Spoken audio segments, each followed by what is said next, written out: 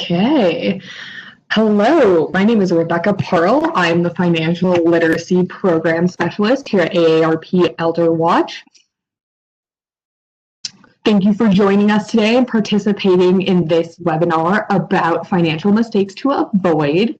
This is a part of a 20 event series to close out 2020 with information about saving money, talking about finances, and protecting yourself from frauds and scams. This is an interactive webinar, so in the chat box, feel free to ask your questions and we'll answer them throughout the half hour. And before we get started, I just want to mention our partnership with the Colorado Attorney General's office that has been sustained for the past 19 years. AARP Elder Watch works to fight financial exploitation of older Coloradans through education and outreach, data collection, and by providing resources about scam prevention and financial security. AARP Elder Watch also has a volunteer staffed helpline where you can report frauds and scams or financial exploitation, as well as be connected to a peer-to-peer financial counselor for assistance with various financial issues. You can get a hold of us at 1-800-222-4444, option 2, to be connected with a trained volunteer. And just right before we get into the good parts of this presentation, the actual information, I just want to say a little bit about Zoom webinar etiquette. So if your phone line is not muted already, there is a little icon at the top that looks like a microphone. You just press that, you should be muted. Please stay muted till the end of the presentation. Please type your questions into the chat or that Q&A box, and then we will answer them at the end. And then I did mention this is being recorded, and it will be posted to YouTube by the end of the day.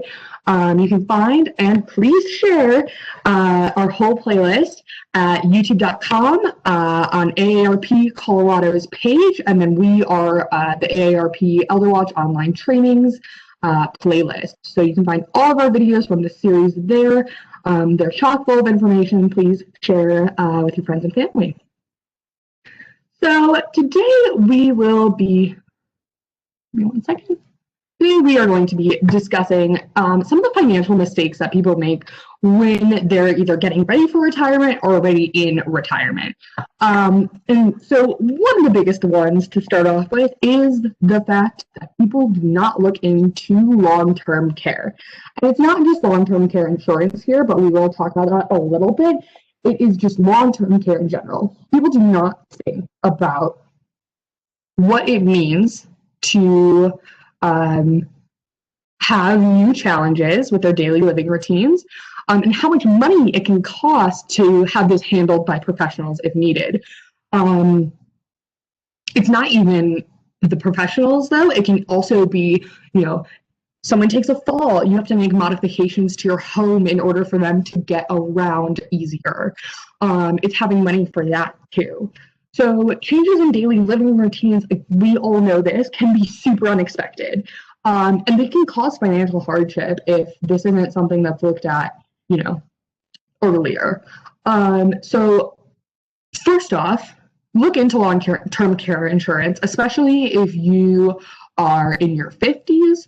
The prices do go up as you get older. See if long-term care insurance is an option that would be good for you. I do have some resources at the end for looking at Colorado long-term care insurance information, so I will share those. But also discuss with your loved ones and partner, what is the best plan of action right now with the money that you have? If something were to happen today that would require long-term care, what would you want in that plan? What would you want that plan to look like? How do you want your long-term care to look? And then evaluate how you can strengthen that long-term care plan that you have right now with further savings, long-term care insurance, actually making a plan for what you want your decisions to be as you get older and maybe need this assistance. So strengthening your long-term care plan, right? That means looking at alternative housing options. Do you need to move? Is your 3-story house going to be too big and too much to get around eventually? Can you access medical services that you might need? Are you living in a rural area? Do you need to come closer to a hospital? And then are you making sure that you're saving a little bit more to cover an unexpected event if you're not looking into saving for long-term care as a whole? And we'll talk a little bit more also about emergency savings. It definitely plays a role in long-term care, but having a plan overall of what you want your care to look like, how much you think it is going to cost, and really pinpointing that exact number of how much it is going to cost, adding in inflation as well, and remembering that Medicare does not oftentimes cover aspects of long-term care. So what does that look like as well? Second mistake people make is that they don't check their Social Security benefits. And this is super easy to do. You can go online to Social Security, their website, and put in how long you've worked, how old you are, and it will just calculate right away, when you should retire and how much your benefits would potentially be. So you can receive benefits at age 62, but if you take the benefit at age 62, it's reduced, so you get less money. If you wait till the full retirement age of 66 or 67, depending on when you were born, then you are eligible for the full amount of benefits. However, if you delay those benefits, then until you're 70, the benefits will increase. After 70, the benefits don't increase. It's the same amount of money, so you can take it when you're 70 and you're not going to make any more money. Now, this does not mean that everyone should take Social Security benefits at 70. And it also doesn't mean that everyone should take Social Security benefits at age 62. Evaluate your situation. Figure out, how do you need that extra money waiting? Are you able to take it at 62? Are you in good health? What do you want to keep working, right? That's a question to ask as well. And then figure out when it makes the most sense for you to take those benefits. But check your benefits. Make sure that you understand how much you're eligible for, and you're factoring that into your costs of retirement as well. So as I said, Social Security's website has a calculator where you can figure out when to retire and the amount of benefits that you will receive. I'll share that link at the end. I did it. I have a little bit of time till retirement. My benefits are not, I have not made enough money yet, but it was really interesting to look at. And now I kind of have, a good idea of when I'll retire and how much I will be able to get from Social Security. Okay, another common mistake that people make are taking early distributions from their retirement accounts. And this is a little bit nuanced as of right now because of COVID-19 and because of the CARES Act. So we're going to talk about why that is. But first off, an early withdrawal is a distribution from a retirement account, an IRA, Roth IRA, 401k, or another similar account. And it's a distribution that you take before the age of 59 and a half. And some people take these withdrawals to cover, emergency costs that come up. But normally they're pretty pricey to make an early withdrawal because you're subject to a 10% tax penalty on that money by the IRS, and then also have to pay federal and state taxes on top of that, unless the funds are reinvested into a different retirement account within 60 days. So if you're withdrawing money and then you're putting it into a different similar retirement account, you are not going to be charged with those taxes, those tax penalties. But if you're just taking money out to use, you're going to be charged with that 10% penalty and then whatever other state, local, federal taxes there might be. However, this is a normal situation. So That's great information. File that away for when life goes back to normal. But because of COVID-19, what's happening is that the withdrawal penalty has been lifted through the CARES Act. So that 10% penalty that you would normally get on those early withdrawals, not happening. What is happening is you can withdraw money, but the IRS will tax 1/3 of the withdrawn money as income for the next 3 years.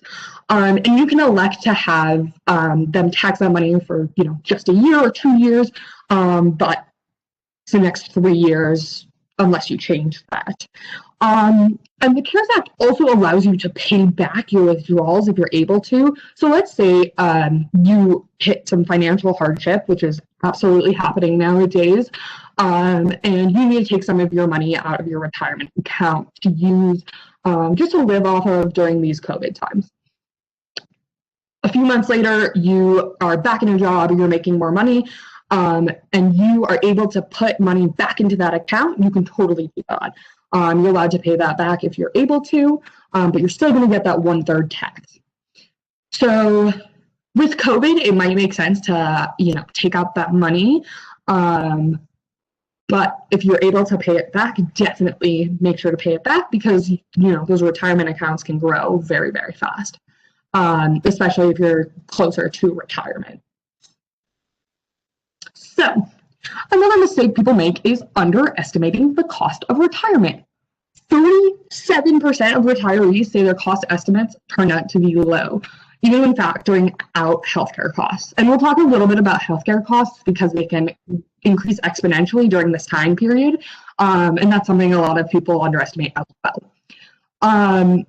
But to me, this survey says a lot, that people aren't really thinking about all of the things that are going to cost them money during retirement. So what the experts say to do is calculate your cost of living right now, factor in for inflation over time, and then make a rough estimate of how much the activities you want to participate in retirement will cost you. And so those activities a lot of times are, bucket list activities, so they can be pretty pricey. If you want to travel the world, factor that in. Factor that into your cost of retirement, because I want you to travel the world too, and I want you to have enough money to do it.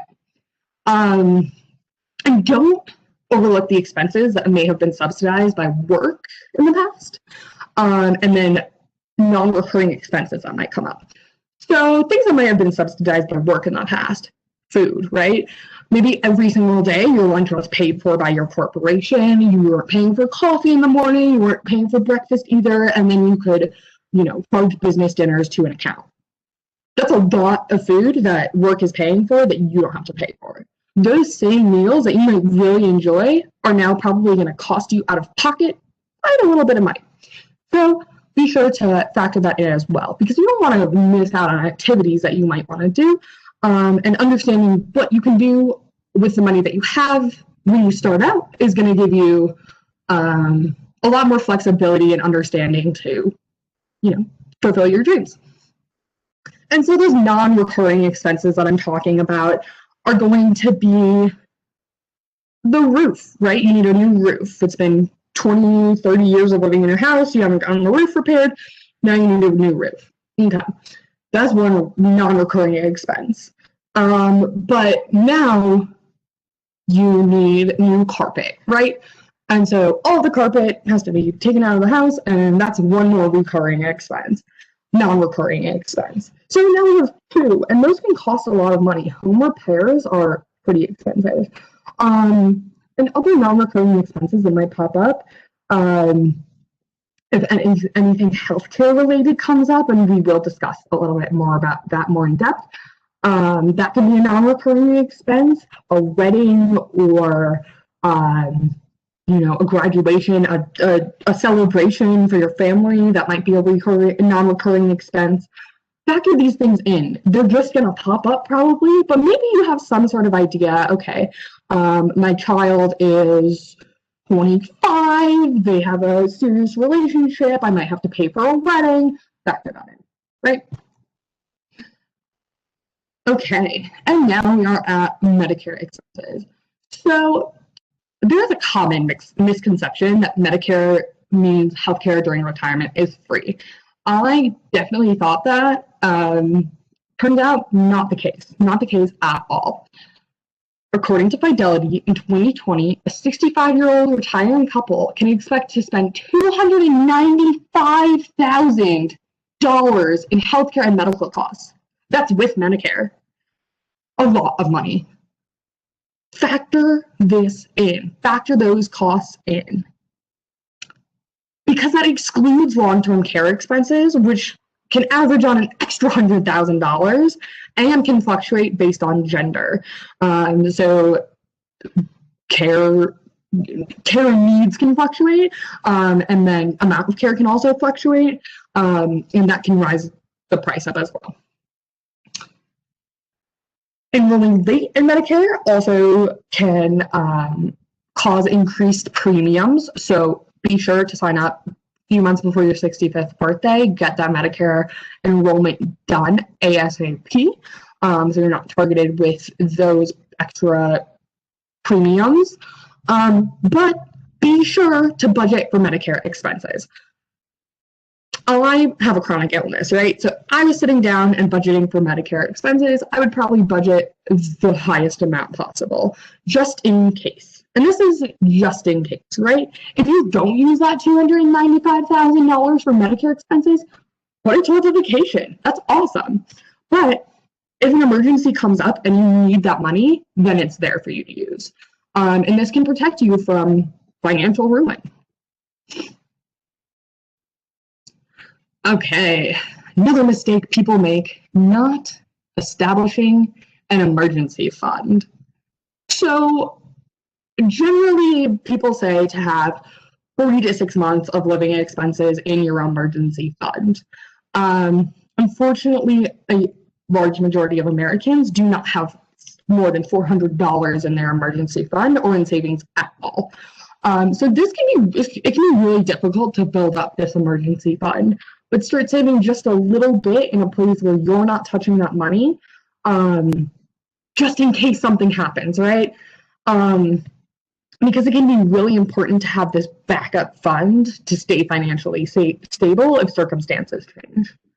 So again, calculate your cost of living, cut out anything that would be unnecessary in a time of financial downturn for yourself, and then calculate how much 3 to 6 months of living expenses would cost. And this allows you not to tap into taxable assets and potentially stay retired if you're already retired, or, you know, keep with the retirement date that you would like to retire on. Emergency funds can also serve to protect long-term investments during market downturns, again, covering medical costs. If you know you've budgeted perfectly for Medicare for all the costs that might possibly come up, but then an emergency happens, you have this extra fund. It can cover those non-recurring expenses like home improvement costs and more. You know, you need $300 for a tire that blew out. Something you can use emergency fund money for. But I would sit down, especially if you're going to establish this emergency fund with another person, put restrictions on what you want to spend that money on. So an emergency might not be going out to dinner on a nice date, but it might be, you know, for legitimate purposes, legitimate emergencies instead. So just having an emergency fund, being able to put money in it while you're still working and keeping that established throughout retirement, putting a little bit of money away if you can, that is going to help keep you financially afloat if anything does unfortunately happen. Stay scam safe. My favorite reminder. The Social Security Administration will not call you. The IRS will not call you. They will not ask for your Social Security number over the phone. They will not ask for gift cards over the phone. If you get one of these calls, hang up. It's a scam. Again, unsolicited calls from Medicare selling medical products are a scam.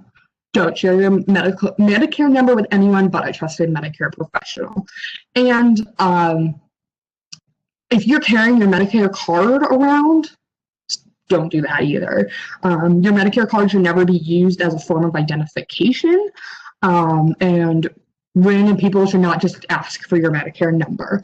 So keep your card at home unless you're going to the doctor's office, and don't share your Medicare number.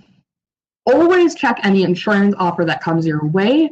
Scammers might take advantage of long-term care insurance plans to sell fraudulent policies. They try to sell fraudulent additions to all types of insurance plans.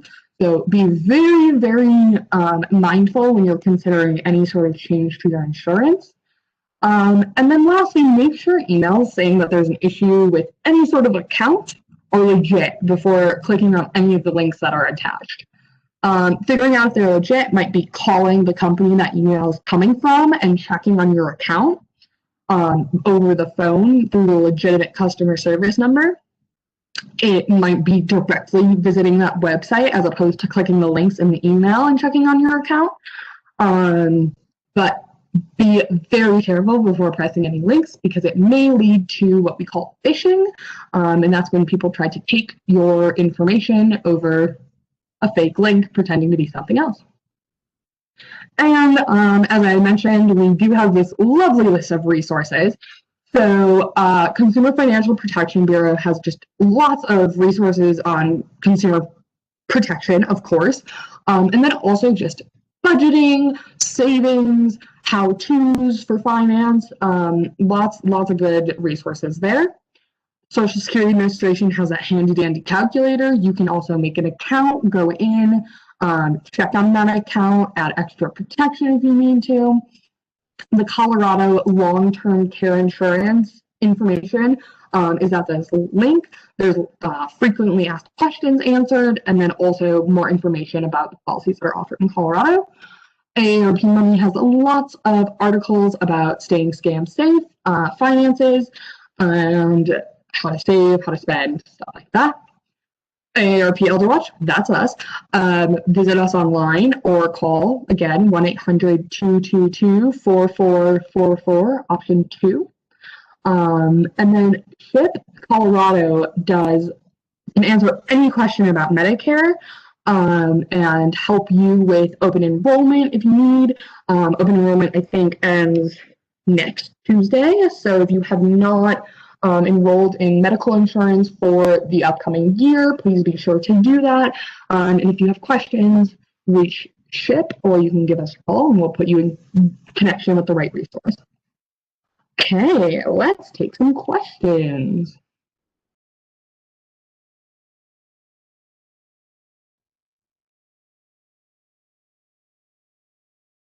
Open enrollment ends today, actually, not next week, so be sure to do that today. And the other question is, what's the process for setting up your My Social Security account? I believe it's fairly simple. I actually have not done this myself. Why don't we just take a look?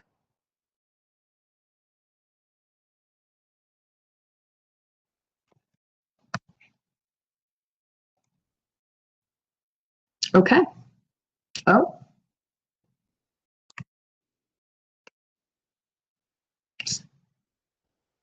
Okay. So you can either visit, their website or just click My Social Security. And then this is how you can create an account. It takes you to this page. You can press that button. So it's going to ask you for the following information: valid email address, having a social security number, a U.S. mailing address, and being 18 years old. You cannot create an account on behalf of another person. That's really important to consider also. If you have a family member that might be struggling with some social security issues, you can't create this account for them. So just so you know, people that have knowledge of the internet should be making these accounts. People that might not should not. So create a new account. And so they're going to ask you all of this stuff, and then they're going to verify your identity, and then this makes it so that you don't get any paper Social Security statements. And then you can agree to that and then click next. And then they likely ask you, oh, that didn't work. They likely ask you for some personal information. However, this is the Social Security Administration, so do not be worried. Yep. So they're just asking all of those questions and then probably a little bit more, and then you have an account. I believe you do have to do some sort of two-factor authentication. That's when, I do not know, that is when you would have to get a code texted to your phone and then enter that code in order to make sure that you are who you say you are, and you're not trying to get into the account on behalf of someone else, or fraudulently as someone else. I hope that answered the question. I hope you enjoyed that little tour of the Social Security Administration's website. And then if you do have any other questions, feel free to give us a call. This will be posted to YouTube by the end of the day. Feel free to share with your friends and family. And I hope you all have a great rest of your day and week. Thank you so much.